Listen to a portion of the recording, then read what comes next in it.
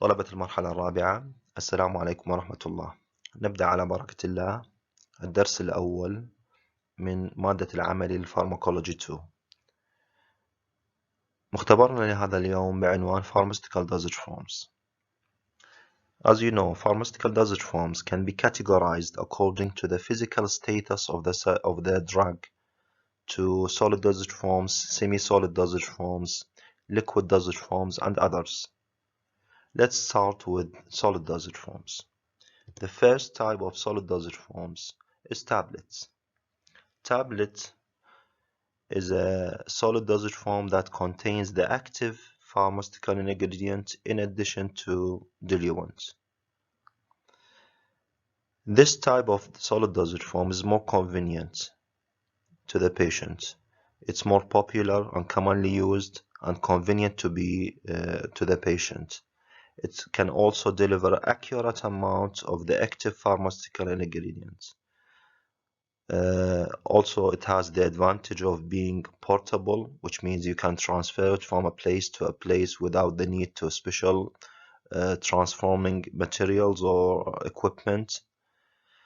And it can be easily administered, as the oral route is the most common and easy way for the administration of a drug. The disadvantage of using this type of solid dosage form is the presence of bitter taste for some drugs. For example, metronidazole tablet is known to be bitter, so it's not easily administered to the patient, or it's not convenient for the patient to accept the administration of metronidazole since it has a bitter taste. Unpleasant odor is also a disadvantage to some tablets. Sensitivity to light and moisture is also a disadvantage to some drugs. That's why you might see some tablets are covered with aluminum sheets, protected from light, and should not be opened unless they are immediately used. Scoring of tablet is also a disadvantage if there is a need to divide the tablet to two halves. For example, NDRL 40, if the patient needs to take 20 milligram of NDRL, which is the brand name for propranolol, the antihypertensive drug. If the patient needs 20 milligram, then it's not easy to cut the tablet to two halves with equal amount of propranolol in each tablet. That's because of the scoring of the tablet is not will not give accurate division at the middle of the tablet.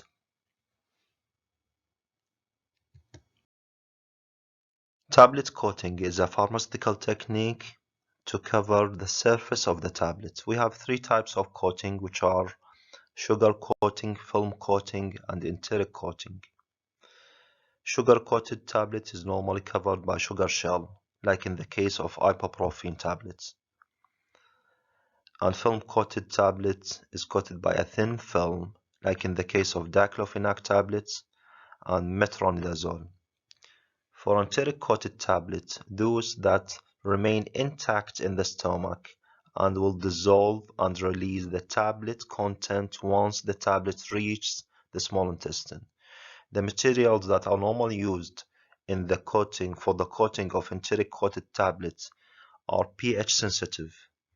That's why at low pH in the stomach, the content of the shell will not be disintegrate, which keeps the tablet intact until it reaches the small intestine, where the high pH would affect the integrity of the shell or the coating and will cause the release of the material within the small intestine.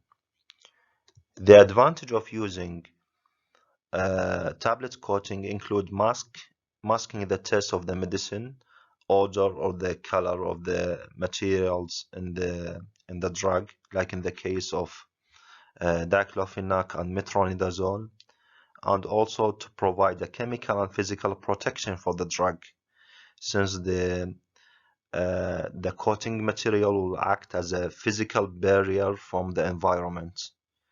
Also, it can control the release of the substance, as in the case of enteric coating. And it can also provide a protection for the gastric environment. As we said before, for some drugs like aspirin, it could be irritant to the gastric mucosa. So enteric coating can provide a protection to the gastric environment from the release of highly irritant drug at the area. Also from the advantage to incorporate another drug adjuvant in the coating to avoid chemical interaction. In this technique, we can put a different drug or different active pharmaceutical ingredient in the coating layer and put another drug inside in the core of the tablet. This way, we will prevent the chemical interaction of the drug in the coating material as compared with the drug in the core of the tablet. So we have two separate drugs that can be administered within one tablet. And also from the advantages of using coating technique to prevent gastric distress or nausea due to irritation, as in the case of enteric coated tablets. And the last advantage of using coating is pharmaceutical elegance, which gives the nice appearance and nice color for some drugs for the purpose of being most acceptable by the patient or for being more identifiable by the patient. The second type of solid dosage form is capsule. Capsule is a single solid dosage form in which the drug substance is enclosed in a hard or soft shell. Normally, capsules contain powder material inside the capsule shell. The advantages of using capsules include protection from light and mask the taste or odor of the component inside the capsule, and also it provides attractive appearance since the colors can be very attractive at different colors, and also it provides the ease to identify the capsules. For example, 250 milligram amoxicillin capsules from the manufacturer of SDI, as you might seen during your practice in the summer holiday. It has the colors of orange and yellow. And for amoxicillin, for example, the amoxicillin 500 milligram from SDI, it has totally an orange color. So it's a way to identify the capsule according to the color of the shell. The capsules also can provide the advantage of being controlled release, as the shell of the capsule could be manufactured in a way that it will not disintegrate in the stomach and only release the drug in the small intestine. There is a specific type of capsules called spansules. Spansules are capsules containing drug granules rather than powder, and it provides a special pharmaceutical formulation to be disintegrated and dissolved in different times for prolonged action, like in the case of theophylline. So if you remember theophylline capsules, it contain granules inside. These granules are solid dosage forms that are pharmaceutically prepared in a way to some of them will deliver the drug immediately, and others will delay the release of their content so that the drug will provide a prolonged release of the drug and to give a longer duration of action. Suppositories is also a solid dosage form, generally intended for use in the rectum or vagina or the urethra. Vaginal suppositories are called sometimes pessaries. The advantage of using suppositories include rapid onset of action, and it can be administered to unconscious patients. For the disadvantages, it might cause local irritation or uncontrolled release. Uncontrolled release means that when it is not applicable for drugs with low therapeutic index. For such drugs, it will not be easy to control the drug release. So the immediate release of this content within the rectum cannot be recovered, which means if the drug is highly toxic, the materials will be immediately released and might cause toxicity. So this type of solid dosage forms is not recommended for drugs with low therapeutic index.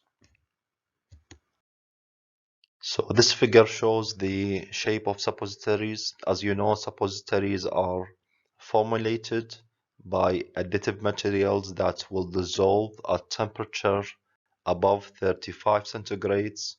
So within the body temperature, the additive materials will melt and cause the release of the drug inside the body. And it's highly recommended to save or to store the suppositories at low temperature. Normally we store it in the fridge to prevent the pre-administration, the melting of drug prior to administration of the drug. The second type of solid dosage form is semi-solid dosage form. So these are preparation intended for external application, normally on the skin or mucous membranes. And this type of solid dosage form include ointments, creams, and paste. Ointments contain little powder and a lot of grease. A drug in fatty base, which could be soft and protect the skin, and commonly used for scaly or cracked skin. It is more occlusive than cream. It's more greasy in nature than cream, that it has an adhesive effect. It can be attached to the skin more than the cream.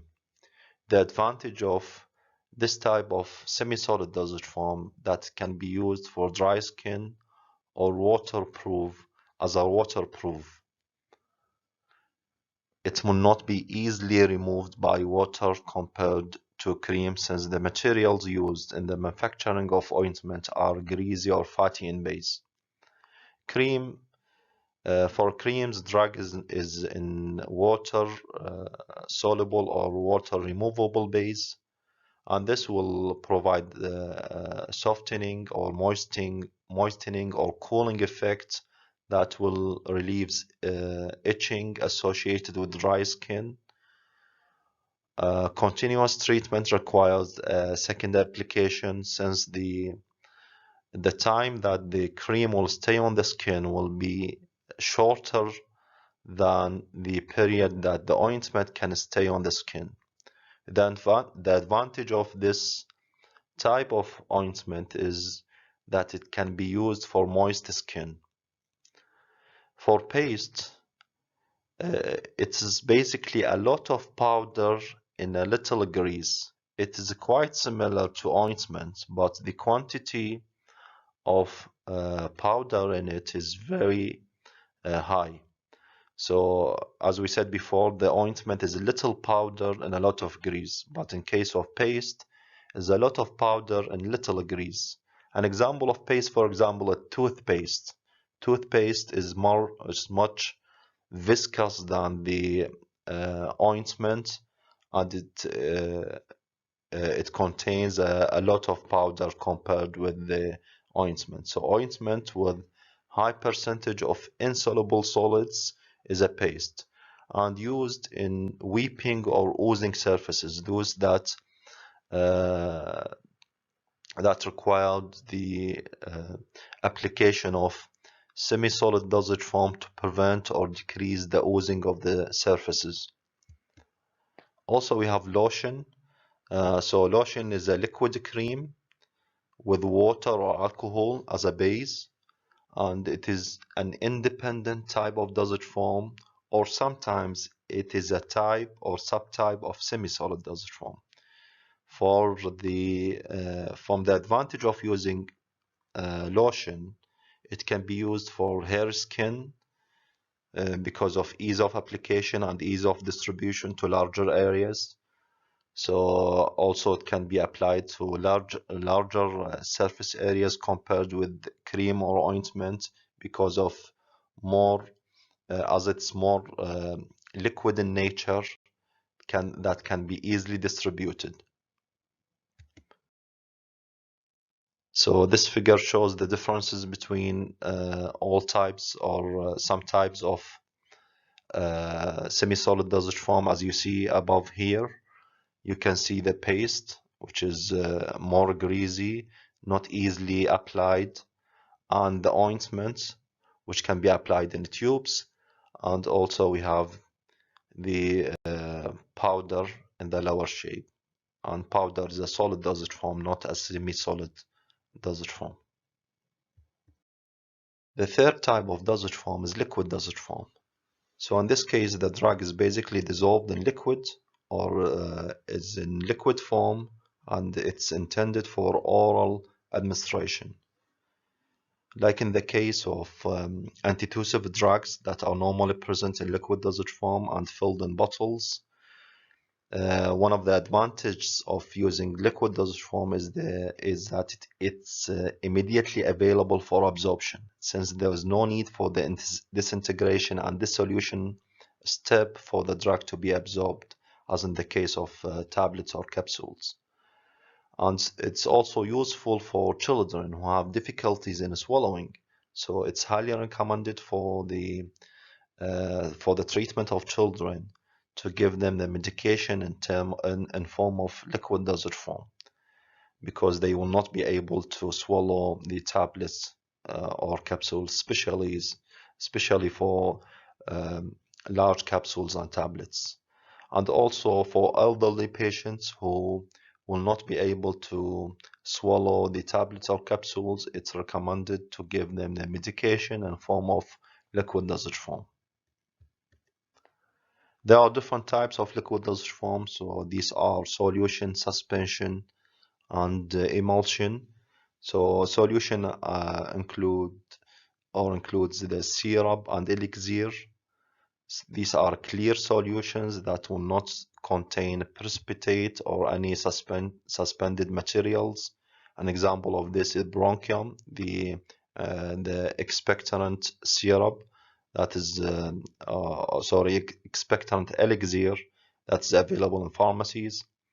For suspension, it contains powder dispersed in liquid. So we normally give instruction to the patient to shake the bottle before use to ensure the even distribution of the materials, of the solid materials inside the liquid, to be distributed in the bottle so that the patient will take an accurate dose of the drug. And also we have emulsion, which is a mixture of two immiscible liquids. It could be either oil in water or water in oil, and the drug is available as a droplets of the immiscible drug in the vehicle. The fourth type of dosage form is the sterile dosage form. So this type of dosage form is normally intended for parenteral drug administration. This includes injection, which are highly purified, and sterile dosage form, either in ampoules or vials for multi-dose. and the advantage is to complete bioavailability. There is no need for the absorption step, and there is no chance of the drug to lose during the absorption process, so there is complete bioavailability. 100% of the administered drug will reach the systemic circulation, and also there's avoidance of the GI tract. Also, the drug is ready for immediate action, so in case of emergency, we prefer the use of injections, since they deliver the drug directly to the systemic circulation that will immediately reach the site of action and produce the desired therapeutic effect. The intravenous admixture or IV fluid is a large volume injection intended to be administered by IV infusion for fluid replacement, electrolyte balance restoration, supplementary nutrition, and as a vehicle for other drug substances like the glucose in water, albumin, for example, as a supplement to restore the normal protein content within the body. And dopamine is one of the drugs that you normally administered in IV intravenous admixtures. The advantage of using intravenous admixture: decrease irritation. Like, for example, some drugs are cause injuries to the tissue, like the chemotherapeutic drugs are normally administered in intravenous admixture fluids. So they are dissolved in the IV fluid and given by intravenous route to the patient to decrease the concentration of the drug that will be in contact with the tissue or the veins. And desirability for continuous or intermittent drug therapy. For example, we sometimes need the drug to be available in the body at low concentration for long period of time. So we dilute the drug in IV fluids and keep it continue for longer period of time by adjusting the flow rate and from the delivery system from the fluid to the body.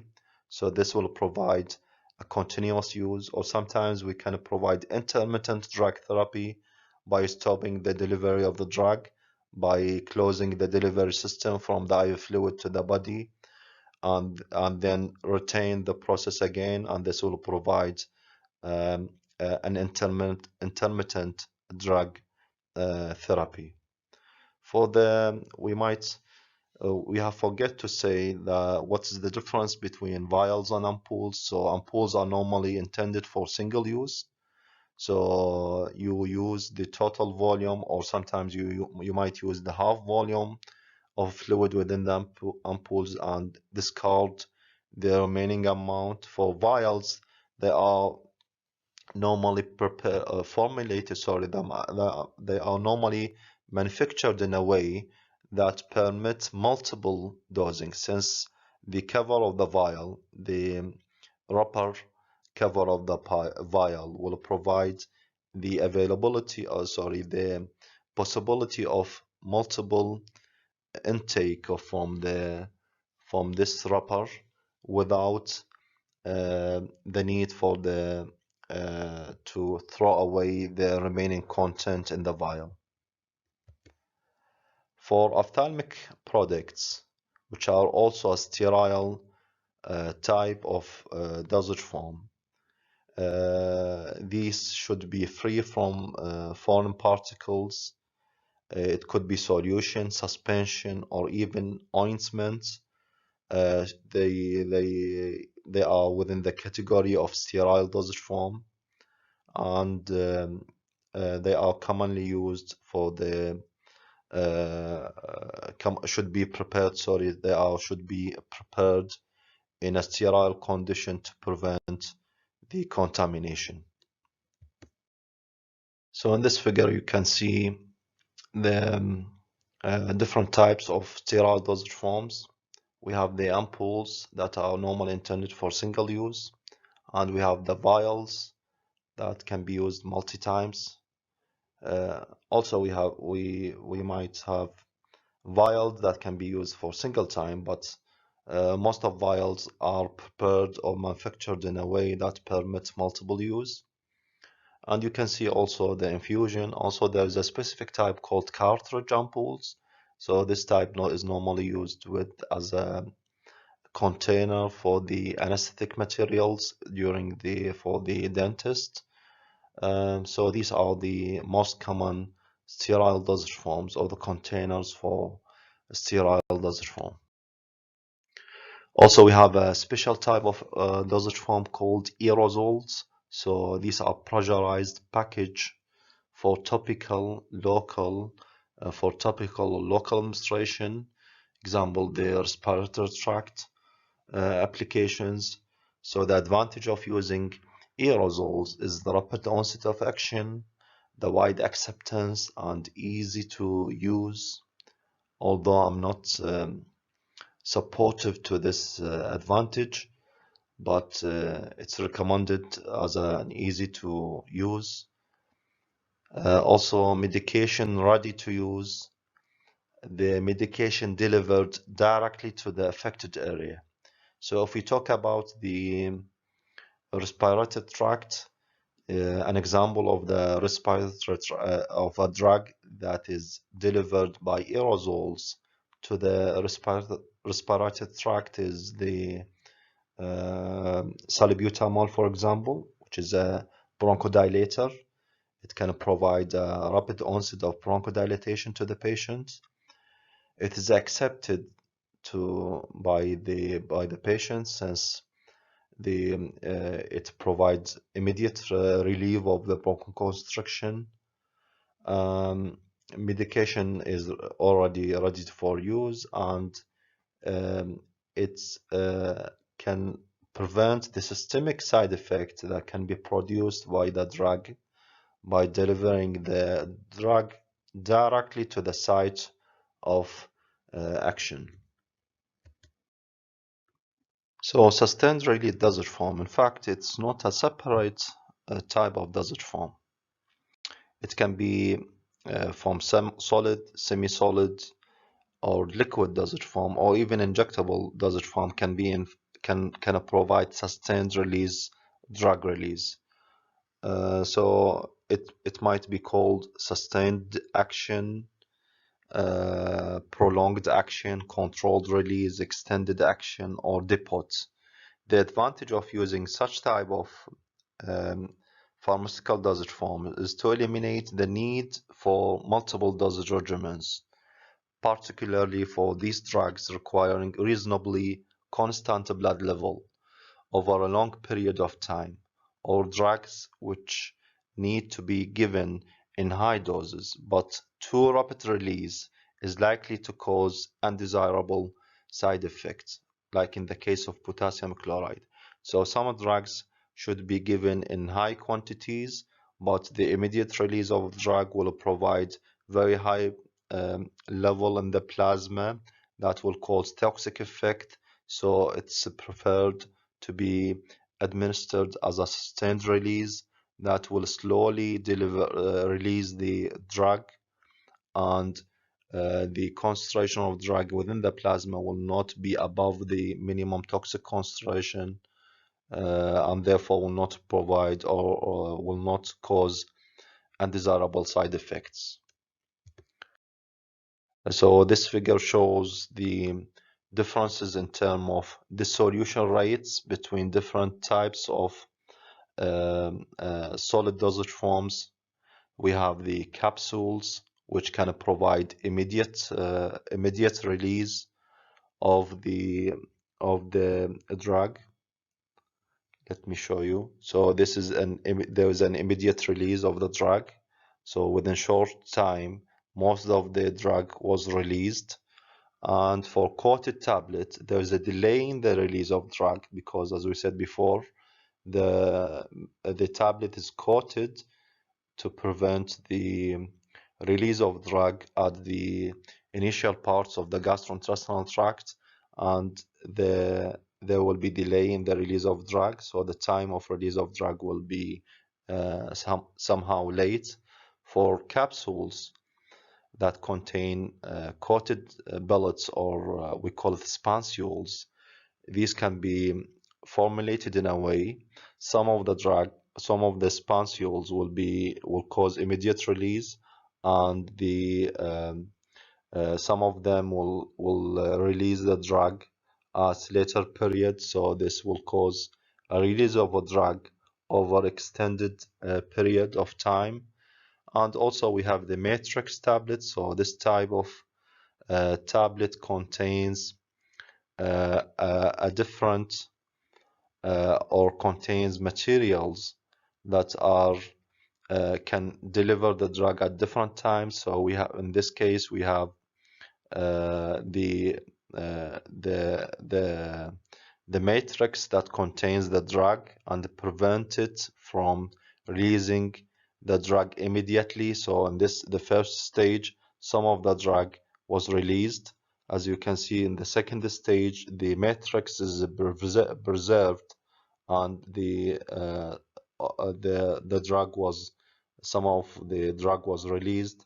And also at the last step, more of the drug was released, and this will provide a sustained period, or this will provide an extended period for the dissolution of the drug.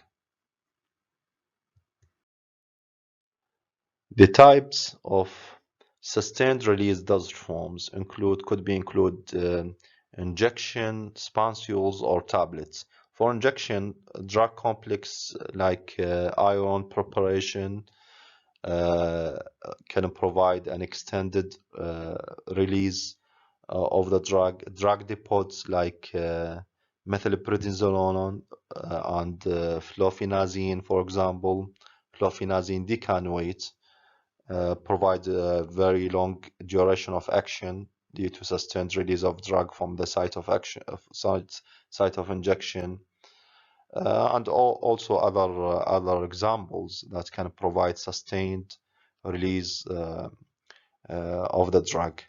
Spansules, we have theophylline and trifluopyrazine, which are available as a pharmaceutical formulation that will provide sustained release of drug.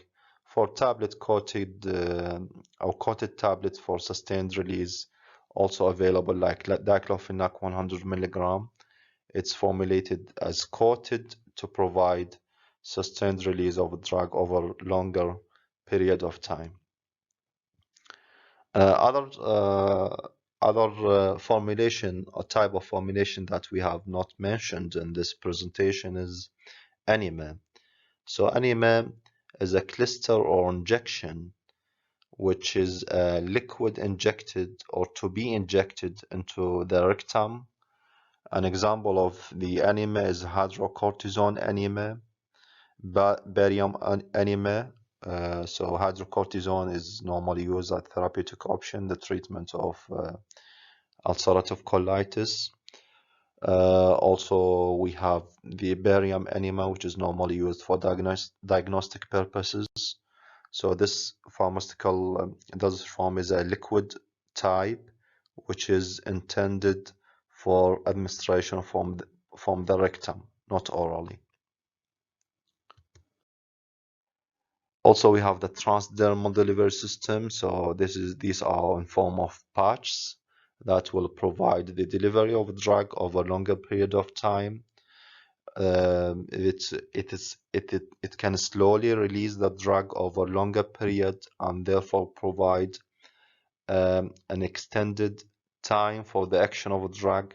An example of this type of delivery system is nitroglycerin is available as patches. So the patient is instructed to put the patch over 24 hours, and this will protect the patient from ischemic heart disease due to the action of the nitroglycerin.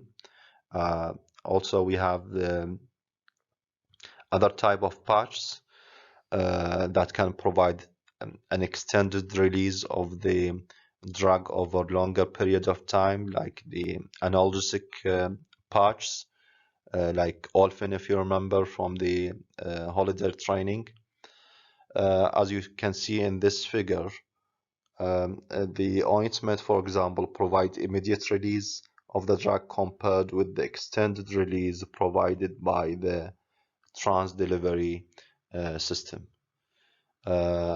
هذا نهاية المختبرنا لهذا اليوم. أتمنى بأنه تتذكرون القسم من الفارماستيكال دوزج فورمز اللي شفتوها بتدريبكم خلال التدريب الصيفي، وتحاولون تربطوها مع هذه الادفانتج والديسادفانتج اللي ذكرناها بهذا البرزنتيشن. شكرا جزيلا لكم.